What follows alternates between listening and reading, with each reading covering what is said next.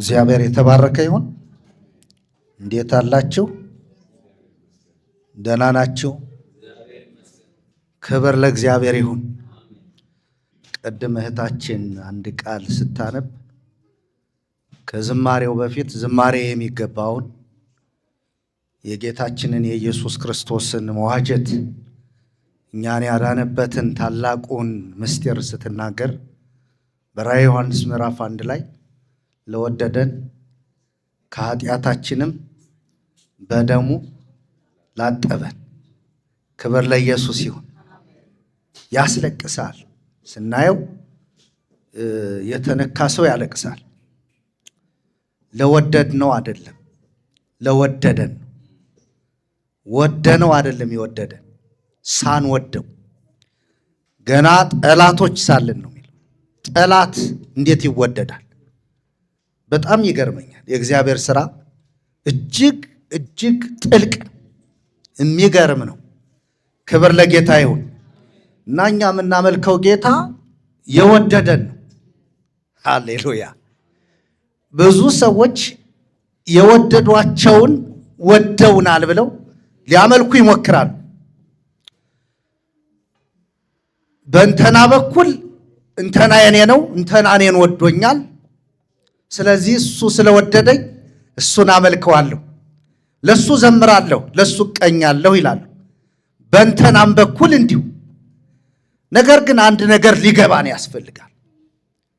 እግዚአብሔር ሰው ወዶን ሰው ቢያድነን ኑሮ፣ ፍጥረታዊ ሰው ቢያድነን ኑሮ እግዚአብሔር አንድ ልጁን የሚወደውን ለኛ አሳልፎ አይሰጠውም ነበር። የሚገርማችሁ እንዴት እግዚአብሔር ሆኖ እያለ ሞተ! እንዴት መለኮትነት ከአብ ጋር ከመንፈስ ቅዱስ ጋር እኩል ሆኖ እያለ እንዴት ሞተ የሚለውን ስናየው እጅግ ለአንዳንዶቹ አይገባቸውም፣ ረቂቅ ነው። ለእኛ ግን ገለጠልን።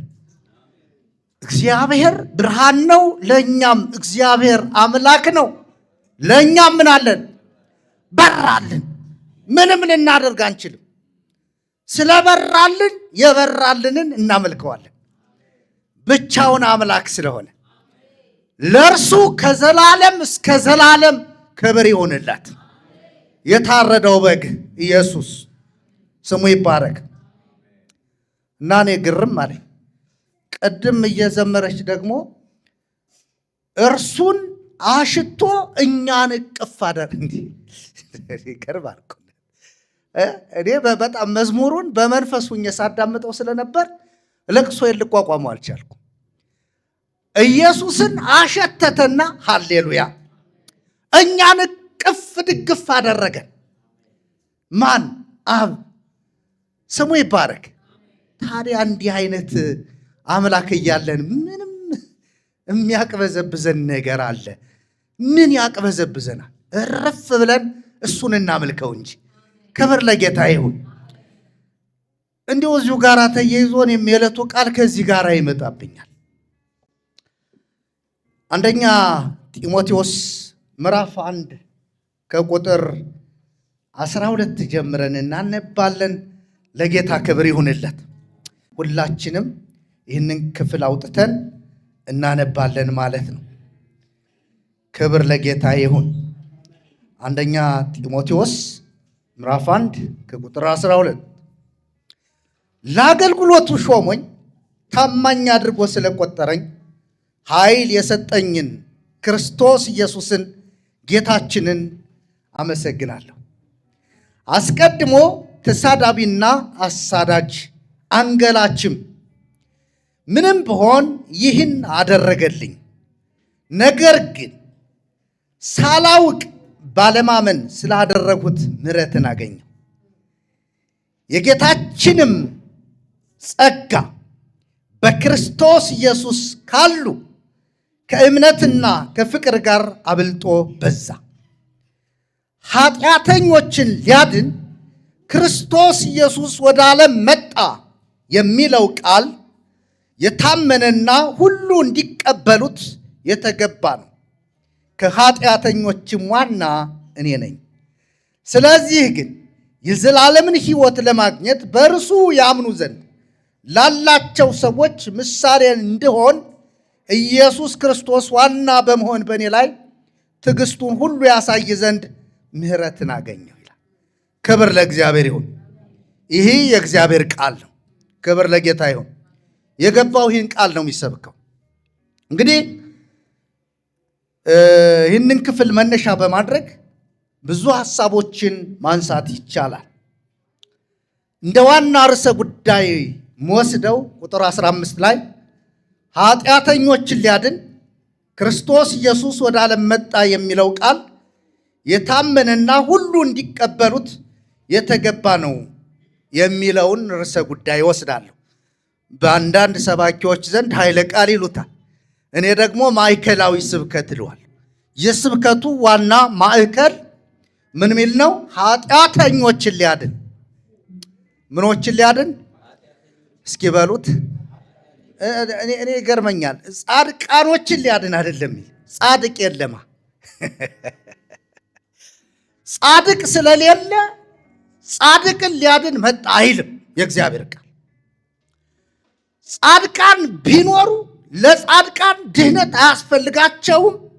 ጻድቃን ቢኖሩ ግን ከጻድቃን መካከል ይለን ነበር። መጽሐፍ እንደሚናገር በሮሜ መጽሐፍ ምዕራፍ 3:22 ላይ 22 ጀምረን የምናነበው ክፍል ሁሉም ኃጢአትን ሰርተዋል ይላል። ቁጥር 23 ላይ ሁሉም ምንን ሰርተዋል? ኃጢአትን ሰርተዋል። እሱ ብቻ አይደለም፣ የእግዚአብሔርም ክብር ምን ብሏቸዋል? የማን ክብር? የእግዚአብሔር ክብር ማን ነው? እስኪ ንገሩኝ። ኢየሱስ ነው። ክብር ለኢየሱስ ይሁን። ኢየሱስ የላቸውም ማለት ነው። ሰው ክብር ሲባል ካባ ለብሰህ ኖር የምትባለው ይመስለዋል። ጠምጥመህ ኖር ማለት ይመስለዋል። ዘኬ ለዘኬ ስትንከራተት ኖር አባ የምትባለው ይመስለዋል። ክብር እስጢፋኖስ በአብ ቀኝ ቆሞ ያየው የእግዚአብሔር ክብር ማን ነው? ኢየሱስ ነው። ክብር ለኢየሱስ ይሁን። እስጢፋኖስም የእግዚአብሔርን ክብር ኢየሱስን ይላል። በአብ ቀኝ ቆሞ አየው ይላል። ክብር ለጌታ ይሁን። የእግዚአብሔር ክብር ጎድሏቸዋል ማለት ያለ ክርስቶስ ናቸው ማለት ነው። ያለ ኢየሱስ ናቸው ማለት ነው። ስለዚህ ሌላ ቦታ ላይ እንዲሁም እንደዚህ ይለናል። እኛን ቆላስይስ መጽሐፍ ምዕራፍ 3 ቁጥር 4 ላይ ሞታችኋልና ሕይወታችሁም በእግዚአብሔር ከክርስቶስ ጋር ተሰውሯልና ይልና ሕይወታችሁ የሆነው ክርስቶስ በሚገለጥበት ጊዜ እናንተም በዛን ጊዜ በክብር ትገለጣላችሁ ይላል። ለምን ሲባል የእግዚአብሔር ክብር ኢየሱስ ስለሆነ ከኢየሱስ ጋር በእግዚአብሔር ስለተሰወር። ይሄ ካልገባህ ክርስትና ከባድ ነው የሚሆነው። ኢየሱስ የመጣው ምንድን ለማድረግ ነው አለ ሐዋርያው? ኃጢአተኞችን ምን ሊል ነው? ይኸውልህ ኢየሱስ እንደዚህ ዓለም ተዋንያን፣ እንደዚህ ዓለም ድራማ ሰሪዎች፣ እንደዚህ ዓለም እንደምናከብራቸው ወይም ደግሞ ጊዜያችንን እንደምናጠፋላቸው አርቲስቶች የሆነ ነገር ሊያሳየን አልመጣም። ክብር ለኢየሱስ ይሁን። ታምርም ለማድረግ አልመጣም። ኃጢአተኞችን ሊያድን በመጣበት መንገድ ታምራትን አደረገ እንጂ እውራትን አበራ፣ ደንቆሮ ከፈተ፣ ዲዳ አናገረ፣ ሙት አስነሳ። እነዚህ ሁሉ የእግር መንገዱ ስራዎች ናቸው። ዋነኛው ግን ክርስቶስ የመጣው ኃጢአተኞችን ሊያድን። ክብር ለኢየሱስ ይሁን። ምኖችን ሊያድን? ኃጢአተኞችን ሊያድን ክርስቶስ ኢየሱስ ወደ ዓለም መጣ የሚለው ቃል ይልና ሃሌሉያ ምንድን ነው ይላል? የታመነ ነው። ምን ያለ ነው? ሌላው ቃል ያልታመነ ነው። የሌሎች ቃላቶች ያልታመኑ ናቸው። በሌላ መጽሐፍት ከቅዱሳት መጽሐፍት ውጭ የሆኑ ቃላቶች ያልታመኑ ቃላቶች ናቸው። የማይሰሙ መንፈስ የሌላቸው ኃይል የሌላቸው ማዳንን የማያውጁ ነገር ግን የእግዚአብሔርን ቃል የሚቃወሙ ጠማማ ቃላቶች ናቸው። ይሄኛው ቃል ግን የታመነ ቃል ነው። ክብር ለኢየሱስ ይሁን። ሌላ ቦታ ላይ ብናምነው የታመነ ነው፣ ብንክደው ግን እርሱ ራሱን አይክድም። ስለዚህ የታመነ ቃል ኃጢአተኞችን ሊያድን ወደ ዓለም መጣ የሚለው ቃል የታመነ ነው። እሱ ብቻ አይደለም፣ ይህንን ቃል ሁሉ እንዲቀበሉት የተገባ ነው። ስንቶች? አይሁድ ብቻ፣ አሕዛብ ብቻ፣ ምናምን ብቻ አይደለም። ማን ሊቀበለው? ሁሉ። ለምን? ቅድም እንዳልኳችሁ ሁሉም ኃጢአትን ሰርተዋል። ክብር ለኢየሱስ ይሁን። ሁሉ ሲል ማርያምም ትቀበለዋለች። ሁሉ ሲል ሙሴም ይቀበለዋል። ሁሉ ሲል አሮንም ይቀበለዋል። ሁሉ ሲል ኤልያስም ይቀበለዋል። ሁሉ ሲል ነቢያት፣ ነገስታት፣ መኳንንት፣ መሳፍንት፣ ዘረኛ ነን ያሉ ሁሉ ይቀበሉታል። ለምን? ኃጢአትን ስለሰሩ። ክብር ለጌታ ይሁን። ሁሉ እንዲቀበሉት የተገባ ነው ይላል። ሌላውንስ እንዲቀበሉት አይገባ። ለዚህ ነው እኔና እናንተ ፈንገጥ ያልነው። ይሄ ቃል ሲገባን አፈነገጥን። ሃሌሉያ! ማፈንገጥ። አየህ፣ ለዚህ ነው ፕሮቴስታንት ቢል ነገር አለ አይደል? ፕሮቴስት ማድረግ መቃወም ነው አይደል? ተቃውሞ መውጣት ነው። ይህን እኛ አላደረግንም። አድርገናል? እኛ ተቃውመን አልወጣንም። እኛ ተቃውመውን ነው የወጣ ነው። ተቃውመውን ነው። ይሄንን ሁሉ ሊቀበሉት የተገባውን ቃል አልቀበል ያሉ ሰዎች ገፉን እንጂ ገፍተናቸው አልወጣንም። ነገር ግን በአእምሯችን ፕሮቴስት አደረግን። ሃሌሉያ! ከዳ ነው የያዝነውን ሁሉ ሐሰተኛውን ትምህርት፣ ሐሰተኛውን ትርክት ሁሉ ከዳ ነው። ለምን ሲባል ስላልታመነ። ክብር ለጌታ ይሁን። የታመነ ስላልሆነ ተቀበለው ስላላለኝ የግድ ሊያስቀብለኝ የሚችል አንድም አካል ስለሌለ ይህን ግን እንድቀበል ስለተገደድኩ ለድህነቴ፣ ለሕይወቴ፣ ሃሌሉያ፣ ለጽድቄ፣ ለሰላሜ፣ ለደህንነቴ፣ ለዘላለም መንግስት የተቀበልኩት የታመነ ቃል ስለሆነ ይህን እንድቀበል ተገድጃለሁ። ከኃጢአተኞችም ዋነኛ እኔ ነኝ ይላል ሐዋርያው።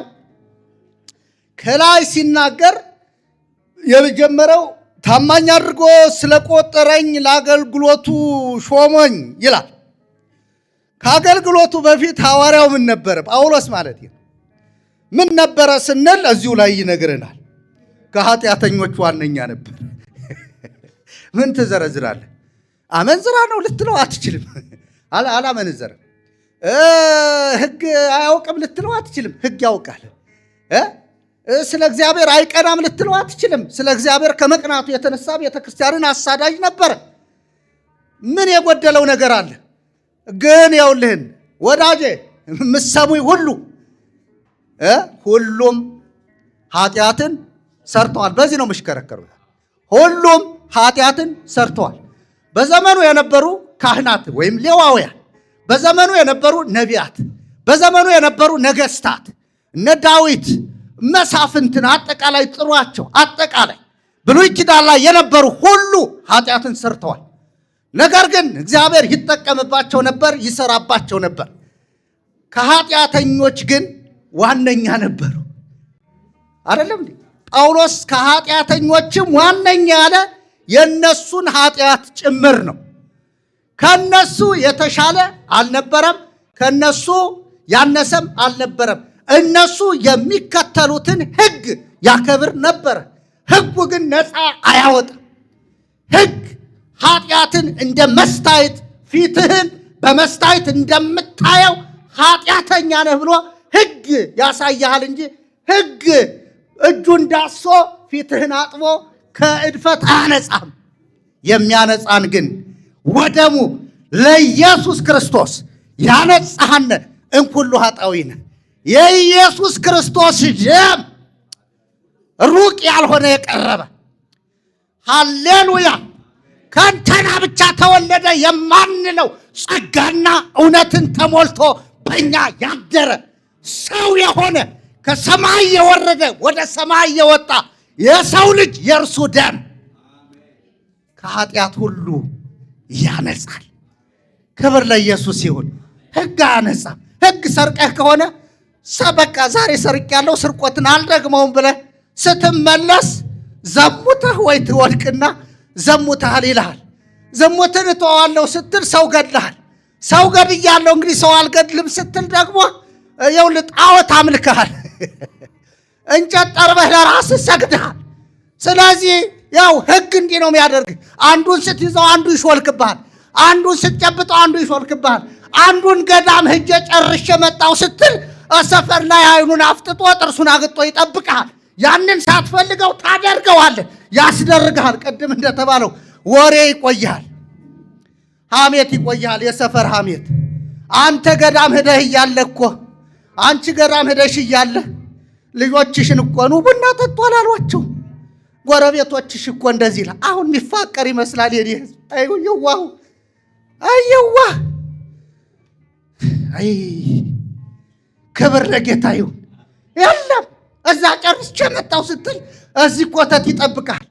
እዚህ ጨርሼ እስኪ ደግሞ ያልጨረስኩትን ሂጄ ጨርሼ ልምጣ ስትል እዚያ ላይ በቃ ድምፀ አራዊትን፣ ጽምሐ ረሃብን፣ ውሃ ጥማትን፣ እንጀራ መራብን ምናምን ጨርሼ እስኪ እሱን ጨርሼ ልምጣ ብለህ ተርበህ ተጠምጠህ ስትመጣ ድምፀ አራዊትን ታግሰው ሲባል ይመጣና እልህና ጭር ሲልብህ አይ እባብ ጮኸብኝ ብሎ እባብ ጮኸብኛል ዛሬ ተመልሼ ልሄድ ወደ ቤት ይላል።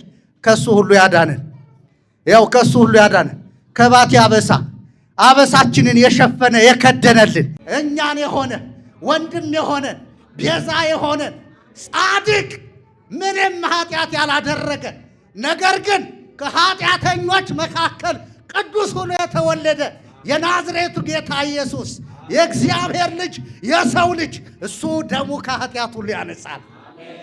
ክብር ለኢየሱስ ይሁን። ምንም ያውለ ብሰብከው የለኝም ዛሬ እሱ ነው ምን ሰብከው። ክብር ለስሙ ይሁንለት እና ከኃጢአተኞች ዋና ነበርኳል። እስኪ ንገረኝ፣ የትኛው ጳጳስ ነው ከጳውሎስ የሚበልጥ? ንገረኝ እስኪ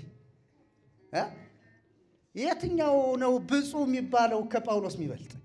ጳውሎስ ኃጢአተኛ ነኝ ካለ አንተ ማነህ ተጎናንበህ ቅዱስ ነኝ የምትል? አፍንጫው ላይ ካባ ለብሰህ ንጹሕ ነኝ። የለም ወዳጅ፣ ልብስህን በውሃ ልታጥበው ትችላለህ።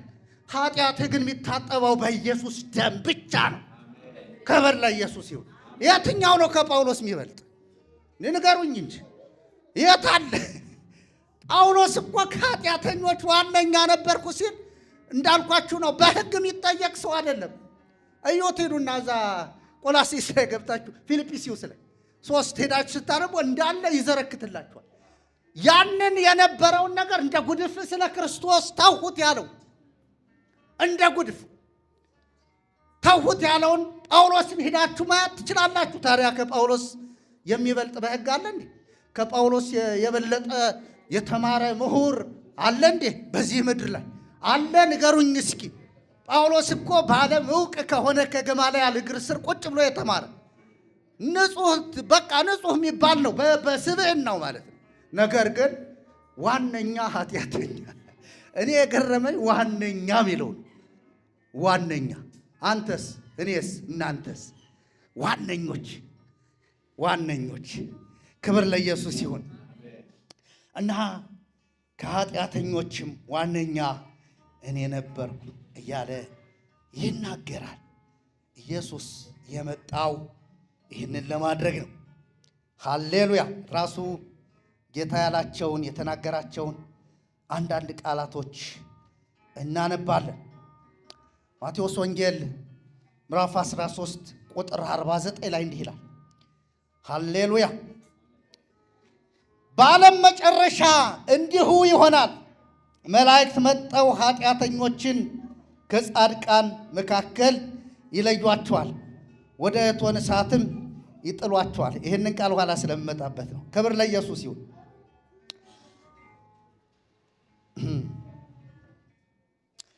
ማቴዎስ 9 ቁጥር 13 ላይ ነገር ግን ሄዳችሁ ምሕረትን እወዳለሁ መስዋዕትንም አይደለም ያለው ምን እንደሆነ ተማሩ። ሃሌሉያ። ኃጢአተኞችን ለንስሐ እንጂ ጻድቃንን ልጠራ አልመጣሁም። ምኖችን አለ?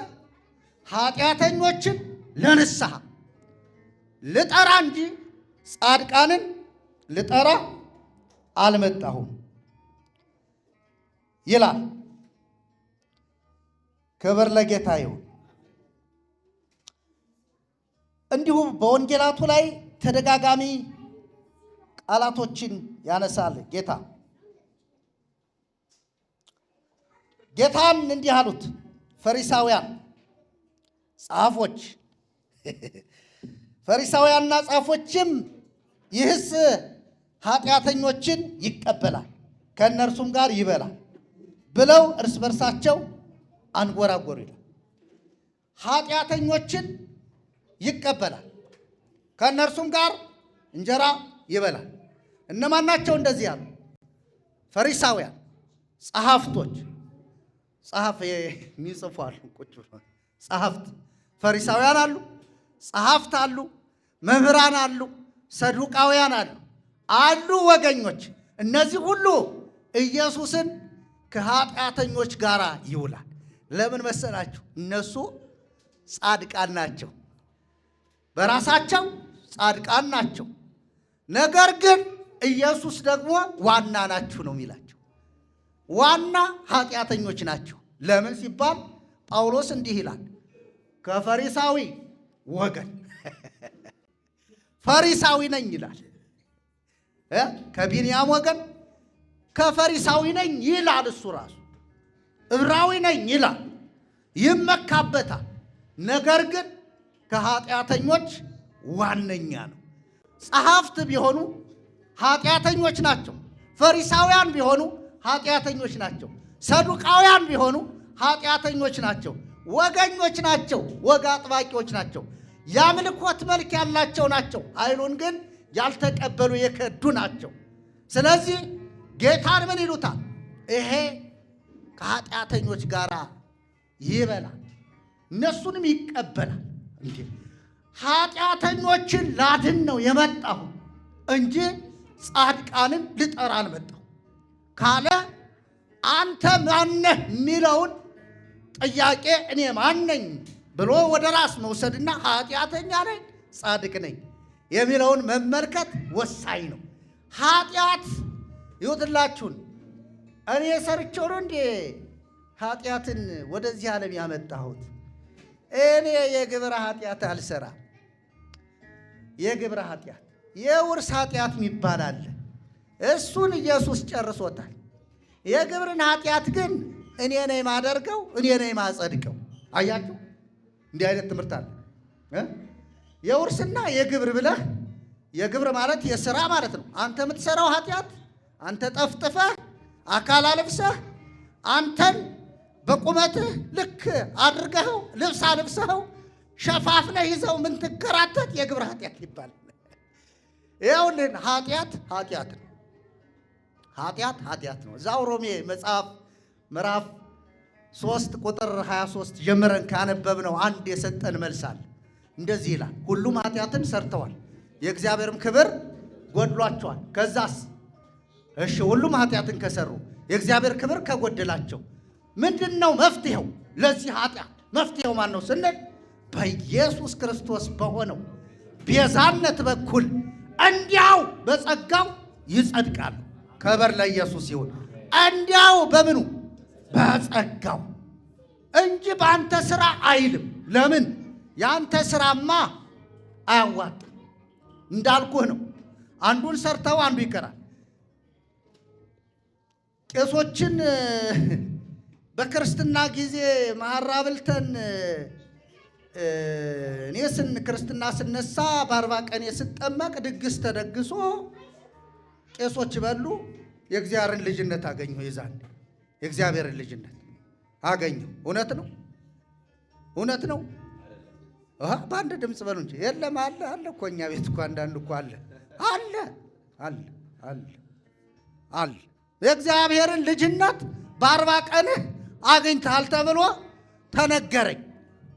ለምን? ዋጋ ተከፍሎበታል። ክርስትና ማስነሳት ብቻ አይደለም፣ ለክርስትና ማስነሻ የወጣው የድግስ ጋጋታ፣ የማድጋው ብዛት፣ የእንጀራው ቁጥር ብዛት፣ የተሰራው በእንትኑ ነው መሰል የተነሳው ታሳስ ወቅት ላይ መሰለኝ እንደዛ ነው ያሉኝ። እንግዲህ የነገሩኝ እንደሱ ነውና እኔም በጣም ደግሰን ነበር አሉ። ደግሰው ድል አድርገው ደግሰው የእግዚአብሔርን ልጅነት ተቀብለሃል አሉ። እነማን ናቸው እንዲህ ያሉኝ? አባቴና እናቴ። ከዛስ አንተን ክርስትና ያነሳ የገሌ የሚባል ሰውዬ ነው። የገሌ የሚባለው ሰውዬ እኮ ይወትላችሁ ነው። እውነቴን ነው ብላችሁ ሃሁ አያውቅ። ሃ ማለት የትኛዋ ናት ብትሉት በንና ሃን አቅርባችሁ የቷ ናት ብትሉት በንሃ ናት የሚል ሰውዬ ነው። በግምት ነው የሚመልሰው ይሄ ሰውዬ ነው። እና ክርስትና ሲያነሳይ ጣጤን ይዞ ሃይማኖትን፣ ስነ ምግባርን አስተምረዋለሁ። እዩት። የመጀመሪያው ምንድን ነው? ሃይማኖትን እኮ ነው። ሃይማኖተኛው እንዲገባህ ነው። እውነቴን ነው ብላችሁ ሃይማኖትን የመጀመሪያው፣ ከዛስ ስነ ምግባርን፣ እዛስ ቀጥሎ እንደገና ደግሞ እናት አባትን ማክበርን ምናምን በቃ ብዙ ነው። ያንን አስተምራለሁ አለ። ይህ ሰውዬ እንኳን ሃይማኖትን ሊያስተምረኝ ቀርቶ ነው የምልህ፣ እንኳን ሃይማኖትን ሊያስተምረኝ ቀርቶ ሃይማኖት ማለት ምን ማለት ነው ብትለው ለራሱ የማያውቅ ሰውዬ ነው። አባቴ ቄስ ነው። አባቴ ቄስ ነው። ሚሻል አባቴ ነው ከሰውየው ከክርስትና አባቴ ማለት ነው። አባቴ ጋር ለመዛመድ ብሎ ክርስትና አነሳኝ እንጂ እኔን ሃይማኖት ሊያስተምረኝ አይደለም። ከዛን መቼ ይሄ ሰውዬ ሃይማኖት ያስተምረኛል ስል ሰውየውን ሳላየው ሞተ። እኔ አገር ለአገር እንደተንከራተትኩ ምን ለማድረግ ሃይማኖት ለመማር ምን ተብሎ ነበረ? የክርስትና አባቴ ሃይማኖት ሊያስተምረኝ ሃይማኖትን አስተምራለሁ። እኔስ ወንድሜ ስንከራተት ውሻ ሲያንከራትተኝ ሃይማኖትን ለማወቅ ርትት ሃይማኖት ይችን ንጽሕት የሆነች የዜማዋን የቅኔዋን ባለቤት ስንዱም መቤቷን ኦርቶዶክስን ለማስከበር ለሷ ቀዳሽ ወዳሽ ለመሆን ስንከራተት በእንተ ስማ ለማርያም ስለማምላክ ብለው ከፊት ለፊቴ አሁን ያንን ነው ይፍቱ የምትለው። ያን ከርታታ ተማሪ ነው። ያን ተጎሳቁሎ ያለፈ ተማሪ ነው ዛሬ አባ ይፍቱ የምትለው። ወዳጄ አልጋ ባልጋ የተማርኩት ሃይማኖት የለም። እሱም ደግሞ ከንቱና ከንቱ የከንቱ ከንቱ ሆነብኝ። በምን ሲመዘን አይሁትላችሁ ኃጢአተኞችን ሊያድን ክርስቶስ ኢየሱስ ወደ ዓለም መጣ የሚለውን ትምህርት ያስተማረ ሃይማኖት አላገኘሁም። ያኛው ሃይማኖት እውነት ነው አለ፣ ያስጨብጠን አንዳንድ ነገር አለ፣ አይካድም። ምንም ይሁን ምንም በሃይማኖቱ የተሰራ የተመሰረተ የተሰነደ ሰነድ አለ። ዜማው፣ ቅኔው፣ መጽሐፉ ምኑ ተብሎ የተቀመጠ አብነት አለ። የለም አይደለም። ግን ከእግዚአብሔር ቃል ውጭ ከሆነ እርሱ ከንቱ የከንቱ ከንቱ ነው። ስለዚህ በምን የተላለፈ ሃይማኖት ነው የመጣው? በዘር እና ዛሬ ይፍቱኝ አባ ያን ከርታታ ተማሪ ያን የተጎሳቆለ ለምዱን ቀን ለብሶት ይውላል። ለብሶ ሲለምን ይውላል። ማታ እንጀራ ይበላበታል። ይሄው እዚህ ያላችሁ ወንድሞች በእኔ ጊዜ እናንተ ስላልደረሳችሁ ነው። እኔ ትልቅ ነኝ በነገራችን ላይ እናንተ ከጎጃም ማዘነ ነው የደረሳችሁ። እኔ ድሮ ከአባቴ ቆርበት እንትን ምን ነው ድሪቶ ቡትት አባቴ ከጨረሰው ልብስ እሱን ነው የሚወረውርልኝ። አንድ እሱ አይታጠብ የለበሱት ቆርበት አንድ በግ የፋሲካ ይታረዳል። እሱም ተለምኖ እሱን ሳጨርስ ሌላ ለምዳል ለቆዳ ተነፍጌ ቆዳ አየኔ ጌታ አዲሱ ልብሴ ኢየሱስ ስሙ የተባረከ ይሁን። አዲሱ ልብሴ ይወት ጉስቁልናዬን ያስወገደልኝ። ሃሌሉያ! ውስጤን ያጠበኝ፣ ያነጻኝ፣ ያረሰረሰኝ ኢየሱስ እሱ የለም። እሱ ሲመጣማ እንደተባለው ፊታችን ተቀየረ። ውስጣችን ሳይሆን ውጫችንም ተቀየረ፣ አማረ። ሃሌሉያ! ክብር ለስሙ ይሆንለት። እና ቀን ለብሰው ስትንከራተት ትውላለህ። ማታ ሳህን የለም፣ እናትህም ድርጎ አልሰጠችህም። ትሄዳለህ፣ ቆሎ ማገኘህ በለምድህ ትበላለህ። እንጀራ ማገኘህ ድንች ሰርተህ ትገለብጥበታለህ። ጥርግ አድርገን እንበለዋለን። የጌታ ምሕረት ግን ዛሬ ታይፎይድ ታይፈስ ምናምን የሚባለውን የሰማሁት ጌታን ካገኘው በኋላ ጌታ ምስክሬ ነው። የለም ታይፈስ ታይፎይድ የለም። ታይታይ የሚባል ነገር የለም።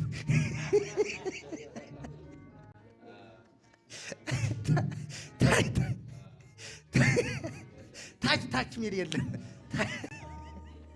የለም። ጌታ ምስክሬ ነው። በቃ ችግር የለም። እንበላለን፣ ተኝተን እናድራለን። እንቅልፉ ግን ይበጠብጠናል፣ ይረብሸናል።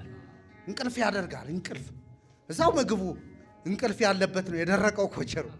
እንደገና ደግሞ እንደምታውቀው ምን በላው በለምድ ነው። ያ ተልጦ አልቆ ለምዱ በቃ ምላችሁ ለምድ አይመስልም፣ አጓዛ አይመስልም፣ ይቀይራል መልኩን ሁሉ። እንደዚህ ሁነን ሃይማኖት ልንማር፣ ሃይማኖት ልናጸና፣ ሃይማኖት ልናውቅ የለም። የእግዚአብሔር ቃል የሚናገረው በክርስቶስ ኢየሱስ በሆነው ቤዛነት በኩል አንተ በለፋኸው፣ በጣርከው፣ በጋርከው፣ በወጣኸው፣ በወረድከው፣ በደከምኸው ሳይሆን በክርስቶስ ኢየሱስ በሆነው ቤዛነት በኩል እንዲያው በጸጋው ይጸድቃሉ። ክብር ለኢየሱስ ይሁን። በምኑ ነው ያልኳችሁ? በጸጋው። ጸጋው ይውትላችሁ፣ ስጦታ ነው። ይህ ስጦታ ደግሞ ለምነህ ያገኘው አይደለም። ቅድም ምን ብያለሁ? በነፃነት የተቀበልነው ጸጋ ነው። ለዚህ ነው በነፃነት ልንኖር። ክርስቶስ ኢየሱስ ምን አወጣን ይላል? ነፃ አወጣን። በነፃነት ልንኖር ክርስቶስ ኢየሱስ ነፃ አወጣን። እንዴት አድርጎ? በነፃነት ተሰጥቶ። ለዚህ ነው እንዲህ ይላል መጽሐፍ ቅዱስ። ሃሌሉያ! ሁልጊዜ የሚጠቀስ ብዙ ሰዎች ለድህነት ሰዎችን ለመመስከር ይጠቅሱታል። እኔ ግን የሕይወት ቃል ስለሆነ ዛሬ እጠቅሰዋለሁ። በእርሱ የሚያምን ሁሉ እንዲድን ነው እንጂ እንዳይጠፋ። ክብር ለኢየሱስ ይሁን። እንዲድን ነው እንጂ እንዳይጠፋ እግዚአብሔር አንድያ ልጁን እስኪሰጥ ድረስ ዓለሙን እንዲሁ ወዷልና። ክብር ለጌታ ይሁን። አዎ የሚያምን ነው የሚለው፣ የሚንከራተት አይደለም።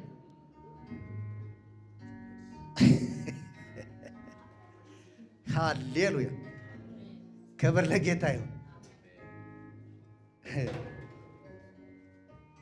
ወይኔ ከርታታ መንፈስ ከምድሬ ላይ በኢየሱስ ስም የተነቀለ ይሁን።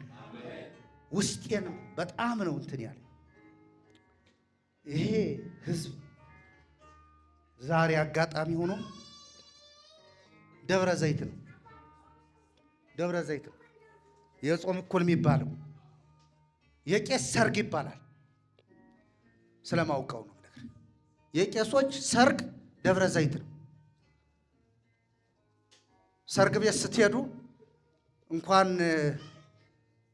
እግዚአብሔር ረዳችሁ እንኳን ተጋባችሁ ተብሎ ዕቃ ይሰጣል። ዕቃ አይደል? ዕቃ ተገዝቶ ይሰጣል። ለምን? የቤት መውጫ እንዲሆናችሁ። ቄስ ደግሞ በተለይ ባደጉ ከተሞች ያሉ ቄሶች ዛሬ ኪሳቸውን የሚያዳብሩበት ቀን፣ ኪሳቸው የሚዳብርበት ቀን። ለምን ሲባል ለምንድን ነው የደብረ ዘይት ዕለት የንስሐ አባት መጠየቅ የሚባለው? ለምንድን ነው ከተባለ የቤተ ክርስቲያን ትልቁ አጀንዳ እና ተስፋ የምታደርገው ቀን ጌታ የሚመጣበት ቀን ነው።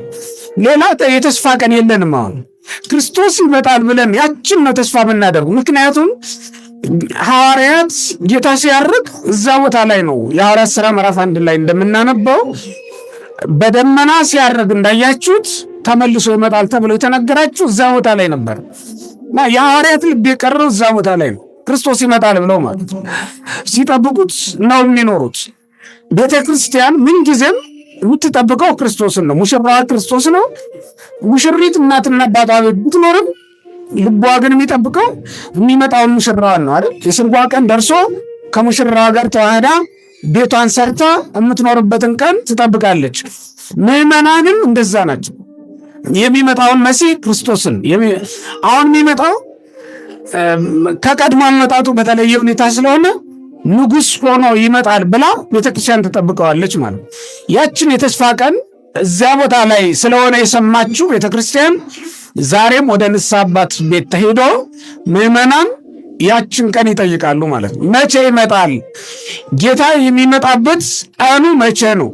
የመምጣቱስ ምልክቱ ምንድን ነው? የዓለም ፍጻሜ በምን ይታወቃል ብለው ለመጠየቅ ነው የሚሄዱት። ስለዚህ ንስሐ አባቶቻችን ዘንድ የምንሄድበትን ዓላማ ማወቅ ያስፈልጋል። ለምንድን ነው የምንሄደው? 3 ነገር ለመጠየቅ። ስንት ነገር አልኳችሁ? አንደኛው ጌታ መቼ ይመጣል ብሎ ለመጠየቅ። እስኪ በሉት ማን መቼ ይመጣል ብለን ነው የምንጠይቀው። አሁን መምህራችንን ጌታ መቼ ይመጣል ንገረን ብለን ነው የምንጠይቀው። ሁለተኛው የዓለም መጨረሻስ ምንድን ነው? ምልክቱ ምንድን ነው ብለን ነው የምንጠይቀው ማለት። የዓለም መጨረሻ እሱንም ማወቅ በራሱ ለእኛ የሚጠቅመን ምኑ መሰላችሁ? የሚጠቅመን ዓለም የሚባለው ሲጀመር እኛ በራሳችን በህይወታችን ወደ እግዚአብሔር የምንጠራበት ዘመን ነው። ማብቂያችን እኮ እሱ ነው እና በማብቂያችን ዘመን ክርስቶስ ሲመጣ ተዘጋጅተን ለመጠበቅ እንዲረዳ ነው። ሶስተኛው ደግሞ አሁን የመጣንበት ዋናው ዓላማ ክርስቶስ ሲመጣ ከኔ ምን ይጠብቃል፣ እንዴት ሆኜ ተዘጋጅቼ ልጠብቀው ብለን ለመጠየቅ ነው የመጣ ነው ማለት ነው። ስለዚህ አሁን ሞሮ ኃጢአት ሲሰራ ኖሮ የደብረ ዘይት ዕለት ትምህርቱ ምንድን ነው የሚለው? ጌታ ይመጣል አይደል? ድንገት ይመጣል ስለሚባል ሰው ሁሉ ሌሊት ደብር ይሄዳል። ከዛ በየነፍስ አባቱ ቤት ይሄዳል። ያለችውን እያያዘ ጥሪቱን ይዞ ይሄዳል። ከዛ ይሄድና ለአባቱ ይሰጣል፣ ለንስሐ አባቱ፣ ለነፍስ አባቱ። በጣም የሚገርመው ግን ነፍስ አባቱ ደግሞ ለነፍስ አባቱ ይሰጣል። እውነት ነው። ነፍስ አባቱ ነፍስ አባት አለው። ቅጥልጥል ነው።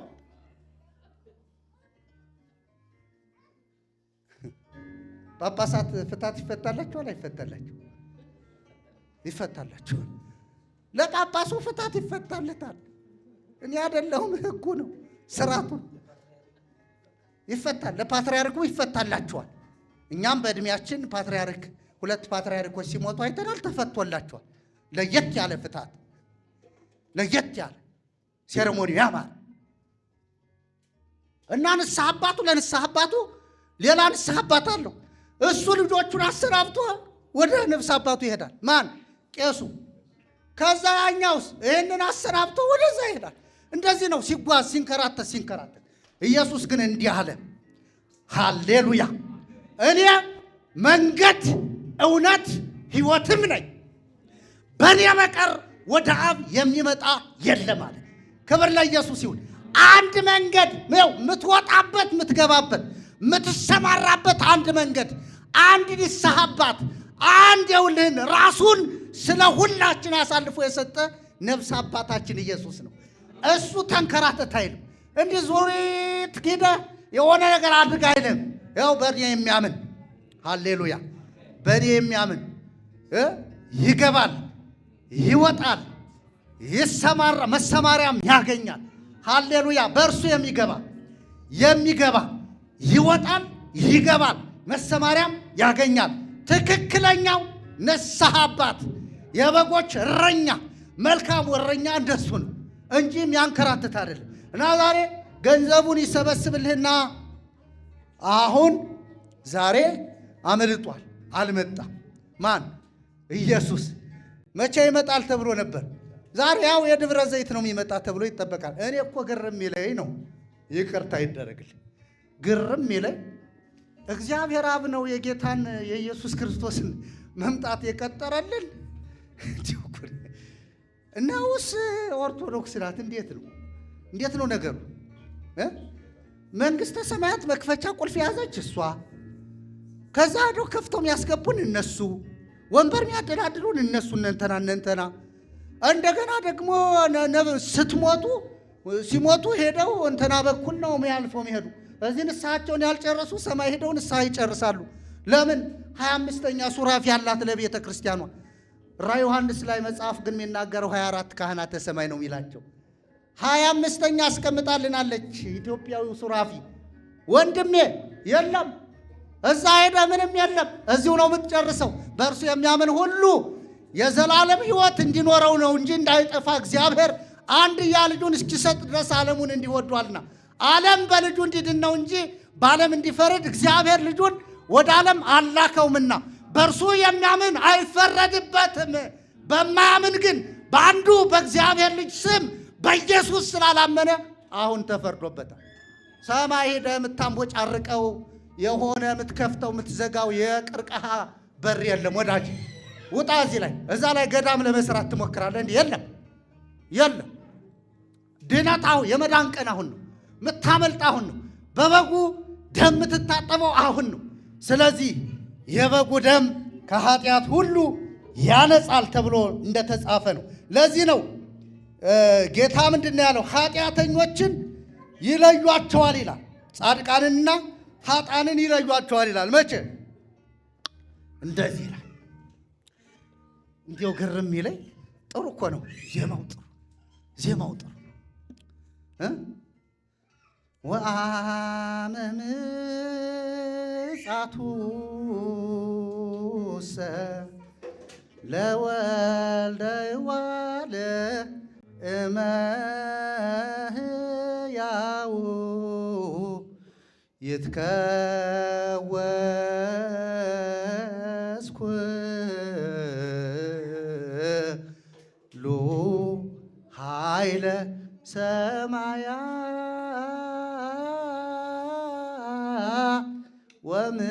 ወምድር አሜሃ ይበክዩ ኩሎሙ ኃጥአነ ምድር ይውልን።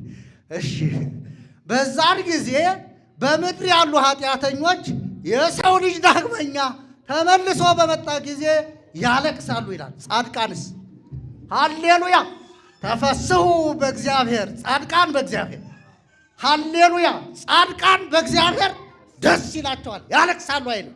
ስለዚህ ጻድቃን ጽድቃቸው ማን ነው? ክርስቶስ ነው። ክብር ለጌታ ይሁን። በክርስቶስ የጸደቁ ያመኑ ክርስቶስ ሲመጣ በደስታ በብርሃን ይቀበሉታል፣ ሃሌሉያ እያሉ። ኃጥአንስ ያለቅሳሉ። ታዲያ እንዳታለቅስ ምንድነው ማድረግ ያለብን? ሰዎችን ሁሉ ሊያድን ኃጢአተኞችን ሁሉ ሊያድን ወደ ዓለም የመጣውን ክርስቶስን መቀበል ነው። ክብር ለጌታ ይሁን። ይህንን የተቀበለ ይደሰታል። ለዚህ ነው ጳውሎስ ሁል ጊዜ በጌታ ደስ ይበላችሁ፣ ደግሜ እላለሁ ደስ ይበላችሁ ያለው። ስለዚህ በጌታ የሆነ ደስ ይለዋል ማለት ነው። ኃጥአን ግን ያለቅሳሉ። ስለዚህ የማቴዎስ ወንጌል ምዕራፍ 25ን ያነቡታል። ዛሬ እሱ ይነበብና በቃ ያጭበረብሩበታል። ነገር ግን ቃሉ እውነት ነው። ቃሉን ግን ኢየሱስ ይመጣል ብሎ ከመጠበቅ በፊት መጀመሪያ የመጣውን እንወደው ዘንድ የደም ግባት የሌለውን እኛ እንደ ተመታ እንደ ቆሰለ እንደ ደቀቀ ሕይወትላችሁን በእግዚአብሔር ዘንድ ሁሉ እንደተጠላ የቆጠርነውን እሱን መቀበል የመጀመሪያው ዋነኛው ስራችን መሆን አለበት እንጂ ዝም ብለህ መጣው በቃ ልታለቅስ ነው። ታዲያ ለምን? ስላልተቀበልከው፣ ስላላመንክበት። አይ እሱ ይመጣል በቃ ብለህ እንደዚህ ስትጠብቅ ቄስ ጋር ቁጭ ብለህ ያለችን ሳንቲም ከምትጨርስ ወንድሜ በደም በክቡር በክርስቶስ ኢየሱስ ደም የገዛህን አብን እግዚአብሔርን ጠይቀውና ወደ ፍቅሩ ልጅ መንግሥት ና፣ ተመለስ፣ ንስሐ ገባ፣ ተጸጸት። ትልቅም የለም ትንሽም የለም፣ ሁሉም ይረግፋል፣ አንድ ቀን ያልፋል። ዕድሜ ይኸውልን ቢበዛ 80 ነው። እንዲሁም ደግሞ በጣም በዛ ቢባል 120 ነው። ከዛ ያለፈው ድካም ነው። ነገር ግን ያ ዕድሜ ሳይደርስ ኢየሱስን ተቀበል ነው። ሃሌሉያ። ለምን? ኃጢአተኞችን ሊያድን ክርስቶስ ኢየሱስ ወደ ዓለም መጣ የሚለው ቃል የታመነና ሁሉ ሊቀበሉት የተገባ ነው ስለሚል እግዚአብሔር ቃል ሁሉ ከሚለው ውስጥ ቄሶች አላችሁ፣ ሁሉ ከሚለው ውስጥ ምዕመናን አላችሁ፣ ሁሉ ከሚለው ውስጥ ጳጳሳት አላችሁ፣ ሁሉ ከሚለው ውስጥ የአንድምታ መምህራን አራት አይናዎች አላችሁ፣ ሁሉ ከሚለው ውስጥ የዜማ መምህራን አላችሁ። ስለዚህ ዜማችን ያለ ኢየሱስ ከንቱ ነው። ክብር ለጌታ ይሁን። ሃሌሉያ።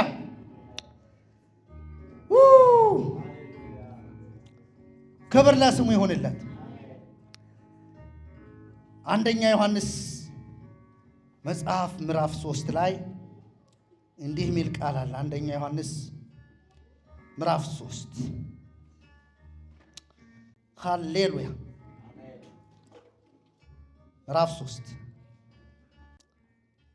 3 ከቁጥር 1 ጀምሬ ላንብበው። የእግዚአብሔር ልጆች ተብለን ልንጠራ አብ እንዴት ያለውን ፍቅር እንደሰጠን እዩ፣ እንዲሁም ነን። ስለዚህ ምክንያት ዓለም እርሱን ስላላወቀው እኛን አያውቀንም። ወዳጆች ሆይ አሁን የእግዚአብሔር ልጆች ነን፣ ምንም እንደምንሆን ገና አልተገለጠም። ዳሩ ግን ቢገለጥ እርሱ እንዳለ እናየዋለንና እርሱን እንድንመስል እናውቃለን። በእርሱ ይህን ተስፋ የሚያደርግ ሁሉ እርሱ ንጹሕ እንደሆነ ራሱን ያነጻል። ኃጢአትን የሚያደርግ ሁሉ አመፅን ደግሞ ያደርጋል፣ ኃጢአትም አመፅ ነው። እርሱም ኃጢአትን ሊያስወግድ እንደተገለጠ ታውቃላችሁ፣ በእርሱም ኃጢአት የለም። ክብር ለኢየሱስ ይሁን። እንግዲህ እዚህ ቃል ላይ እንደምናየው ይሄ ቃል የተነገረው የሚያወራው ዳግም ለተወለዱና የእግዚአብሔርን ልጅነት ላገኙ ሰዎች ነው። የመጀመሪያው የእግዚአብሔር ልጆች ተብለን እንድንጠራ ነው የሚለው። ተጠርተናል ወይ? አዎ። የእግዚአብሔር ልጅ ሆነህ እንድትጠራ መጀመሪያ ምን መሆን አለብህ? በወደደ በእግዚአብሔር ልጅ በኢየሱስ ክርስቶስ ማመንና ከኃጢአትህ በደሙ መታጠብ አለብህ። የመጀመሪያው እሱ ነው። ለዚህ ነው ለወደደን ከኃጢአታችንም በደሙ ላጠበን የሚለው። ለወደድከው ሳይሆን ለወደደን። እዚህ ላይም ያለው ምንድን ነው? ዮሐንስ አብ እንዴት ያለውን ፍቅር እንደሰጠን እዩ ይላል። ፍቅር ፊደል አይደለም። ፍቅር ማለት 3 ፊደል ሳይሆን ፍቅር ማለት የእግዚአብሔር ልግስና ነው። እግዚአብሔር ሳይሳሳ ሳይራራለት ለሞት ያውም ለመስቀል ሞት አሳልፎ የሰጠው የኢየሱስ ክርስቶስ መስቀል ላይ መሞት ነው ፍቅር። ክብር ለኢየሱስ ይሁን። ስለዚህ ፍቅር ሲባል እዚህ ላይ ሰው የሆነ መዋደድ ይመስለዋል። የለም፣ የወደደን እግዚአብሔር ልጁን የሰጠበትን ልክ ነው የሚያሳየን። አብ እንዴት ያለውን ፍቅር እንደሰጠን እዩ ይልና እንዲሁም ነን ይላል፣ ያስረግጣል። ልጅነታችን የተረጋገጠ የኛ ክብር ለኢየሱስ ይሁን። ወገኖች እኔን ቃል ስሰብከው ለዓለም ሁሉ ስለሆነ እኛ ድነናል፣ አምልጠናል። ሃሌሉያ። ከጨለማው ስልጣን ነፃ ወጠናል። ወጥመዳችን ተሰብሯል። እርግማናችን ተወግዷል። ሰንሰለታችን ተበጥሷል። እግዚአብሔር ከጥንቆላ ነፃ አውጥቶናል። ከመተተኞች ነፃ አውጥቶናል። ከአስማተኞች ነፃ አውጥቶናል። ዛሬም ከሚደግሙብን ነፃ ያወጣናል። ለምን ሲባል የእግዚአብሔር ልጆች ስለሆን። ሃሌሉያ። እንዲሁም ነን። አላፍርበትም። ያላፈረብኝ ወንድሜ ቀጸላ አላፍርብህም አለኝ ኢየሱስ። እውነቴን ነው የምልህ፣ አላፍርብህም። ስለዚህ ወንድሞቼ ብሎ ሊጠራን አያፍርብንም። ማን? ኢየሱስ። እኛን ጥሩት ቢባል ስናፍርበት እንኖር ነበር። ለዚህ ነው ሰዎች ኢየሱስን ወደ ማን ነው የሚያማልድ? ከማን ጋር ነው የሚያስታርቀን? ከማን ወደ ማን ይላሉ? ከኛ ከኃጢአተኞች እኛን ስለሆነ ስለመሰለን ሕይወት ወንድም ስለሆነ ከኛ ይወስድና የእኛን ኃጢአት በደል ወደ አብ ፊት ይዞ ይቀርብና አባት ሆይ እነዚህ በእኔ ያምነዋል፣ ድነዋል። ሃሌሉያ። ክብር ለኢየሱስ ይሁን። ሕግ ቅድም ምንድን ነው ብያችሁ ነበር? መስታወት ነው ብያችሁ እንደ መስታወት ነው አይደል የሚለው። አሁን ደግሞ ኢየሱስ እንደ መስታወት ነው ለኛ። ለምን? አብ የሚያየን በኢየሱስ በኩል ነው። ክብር ለኢየሱስ ይሁን። ኢየሱስን ሲያየው ይህን መንጋ ያየዋል። ለዚህ ነው እሱን አሸተተው መስዋዕት አድርጎ እኛን ግን እቅፍ ድግፍ አደረገን። ኧረ ስሙ ይባረክ። ዋጋ ሳንከፍል ሳንወጣ ሳንወርድ ቅድም እንዳልኳችሁ ጀራፎ ሳይበላል የሆነ ነገር ሳንሆን የሆነ ጉስቁልና ሳያገኘን ከቤታችን ቁጭ ብለን ኢየሱስ በራልን። ሃሌሉያ ተገለጠልን። ስለዚህ ከዚህ የበለጠ ምን ፍቅር አለ? ስሙ ይባረክ። ለዚህ ነው ነን ያለ ደፍሮ እንዲሁም ነን። ስለዚህ ምክንያት ዓለም ርሱን ስላላወቀው እኛን አያውቀንም። ማይቀበለን ሁሉ ማንን አያውቀውም? ኢየሱስን አያውቀውም። የአብን ፍቅር አያውቀውም። ይሁትላችሁ ዝም ብሎ አይደለም የሆነ ክብረ በዓል ማክበር ፋሲካ ማድረግ አይደለም ወንድሜ። ፋሲካ ነው ዛሬ ማለት አይደለም። ፋሲካችን ክርስቶስ ታርዶልናል ብሎ ይህንን በእምነት ማወጅ ነው ፋሲካ። በግ ማረድ አይደለም፣ አንድ በግ ታርዶልናል። ክብር ለኢየሱስ ይሁን። እንከን የሌለው በግ። ውይ ጌታ ይባረክ። ያ የብሉይ ኪዳን በግ እኮ አርደህ ወዛው አደባባይ ታቃጥለዋለህ። የኔ ጌታ ግን ታረደ፣ ተሰዋ፣ አባሸተተው፣ ደስ ተሰኘበት። ሃሌሉያ። ከዛ በኋላ ተቀበረ፣ ከሙታን መካከል ተለይቶ ተነሳ። እንደዚህ ያለ ከተነሳ በኋላ ስልጣን ሁሉ በሰማይና በምድር ተሰጠ። የተነሳው በግ ክብር ለጌታ ይሁን። የታረደው በግ ጌታ ይባረክ። ሳይ እንኳን ለጌታ ሆን እንኳን ሳይጎድልብኝ ክብር ለኢየሱስ ይሁን። እያመለጥክ እያንዳንድ ከየእንትኑ ነው የተጠራ ከየስራቻችን ሆነ ተደበቅንበት። ሁሉም ሰው ተደበቅንበት፣ እየመዘዛ ወጣን። ክብር ለጌታ ይሁን። ይህ በግ ምን አይነት በግ መሰል? የዋህ በሸላቾቹ ፊት ሲነዱት ዝም ያለ አፉን ያልከፈተ በአፉ ተንኮል ያልተገኘበት ዝም። አንዳንድ በግ እኮ ይንፈራገጣል አይደል? በጎች ይንፈራገጣሉ። እንዲያውም አንዳንዶቹ ቢላዋ ሲያዩ ለማምለጥም ይሞክራሉ፣ ይነግራቸዋል የሆነ ነገራቸው ደመ ነፍሳቸው። ነገር ግን ይሄ በግ ዝም ነው ያለው። ለምን? ዓላማው ለመታረድ ስለሆነ። የታረደው በግ የእግዚአብሔር ልጅ ኢየሱስ አድኖናል። ስሙ ይባረክ። እንዴት ሰው ታርዶ ሰውን ያድናል?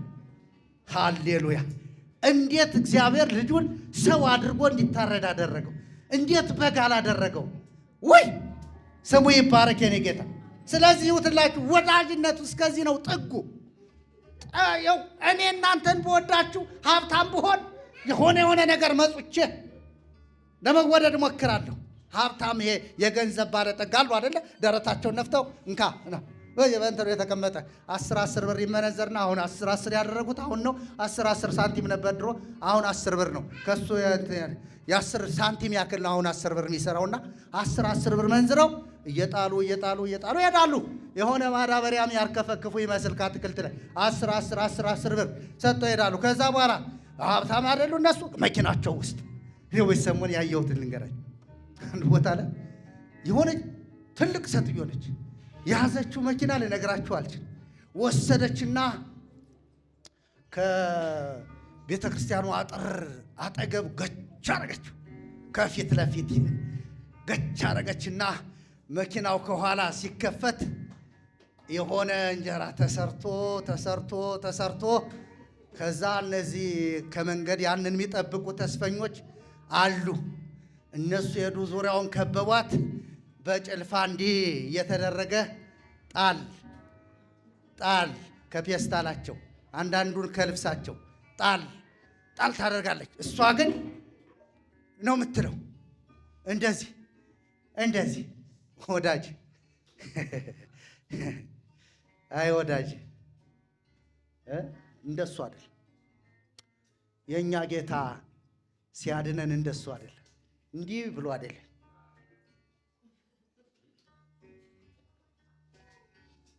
ብሏል። የእኛ ጌታ ኢሳይያስ 53ን አንብበው። ስለ በደላችን ቆሰለ፣ ደቀቀ፣ እኛም በእግዚአብሔር እንደተመታ እንደተቀሰፈ ቆጠር ነው። እንደዚህ ሆኖ የከፈለውን ዋጋ ዝም ብለህ በሆነ በአንድ ጭልፋ እንጀራ አታልዬ እገባለሁ ብትይ ሞኝ ነሽ። ጌታ ምስክሬ ነው፣ አይቻልም። በግርፋቱ ቁስል ተፈወሳችሁ ነው የሚለው። ክብር ለኢየሱስ ይሁን። በግርፋቱ ቁስል ተፈወስ ነው ያለን የእግዚአብሔር ቃል። ስለዚህ ወዳጆች ሆይ አሁን የእግዚአብሔር ልጆች ነን። ምን እንደምንሆን ገና አልተገለጠም። ደብረ ዘይት ላይ ምንም የለም። ዳሩ ግን ቢገለጥ እርሱ እንዳለ እናየዋለንና እርሱን እንድንመስል እናውቃለን። በእርሱም ይህን ተስፋ የሚያደርግ ሁሉ እርሱ ንጹሕ እንደሆነ ራሱን ያነጻል። ኃጢአትን የሚያደርግ ሁሉ አመፅን ደግሞ ያደርጋል። ኃጢአትም አመፅ ነው፣ እርሱም ኃጢአትን ሊያስወግድ ሃሌሉያ እንደተገለጠ ታውቃላችሁ። በእርሱም ኃጢአት የለም። ኃጢአተኛ ኃጢአተኛን አያድንም። በእርሱ ዘንድ ኃጢአት ስለሌለ ኃጢአትን ሊያስወግድ ተገለጠ። ለዚህ ነው ሌላው አያድነንም ያለ። ሌላው አያድነንም። ለምን? ኃጢአተኛ ስለሆነ። ክብር ለኢየሱስ ይሁን። ሃሌሉያ ለጌታ ክብር ይሁንለት። ከኃጢአተኛው ድንኳን ቅዱሱ ቆመሃል። ልጄ የት ነው ብለህ እኔን ፈልገሃል። አንተ ስላለኸኝ ቀሏል መከራዬ። ለእኔ ያደረግኸው ልዩ ነው ጌታዬ። ሃሌሉያ አንተ ስላለኸኝ ቀሏል መከራዬ። ለእኔ ያደረግኸው ልዩ ነው ጌታዬ። እስኪ እንደዚያ ብለው አንተ። ክብር ለኢየሱስ ይሁን። አይ ከኃጢአተኛው ድንኳን፣ ከኃጢአተኛው ማደሪያ፣ ከኃጢአተኛው መኖሪያ፣ ከኃጢአተኛው መቀመጫ አንተ ተቀምጠሃል። ሃሌሉያ ከዛ ተቀምጠህ ደግሞ ልጄ ብለህ ፈልገኸኛል። ስለዚህ አንተ አዳንከኝ። ክብር ለኢየሱስ ይሁን። እና ታዲያ ከዚህ የበለጠ ፍቅር ምን አለ ወገኖች? ምን አለ? ይህንን ጌታ ያልተቀበለች ነፍስ ፈጽማ ትጠፋለች፣ የተቀበለች ግን የዘላለምን የእግዚአብሔርን መንግሥት ትወርሳለች። ክብር ላንተ ይሁን። እናመሰግንሃለን፣ እናከብረሃለን፣ እንወድሃለን። ውዳችን ኢየሱስ ክብር ላንተ ይሁን።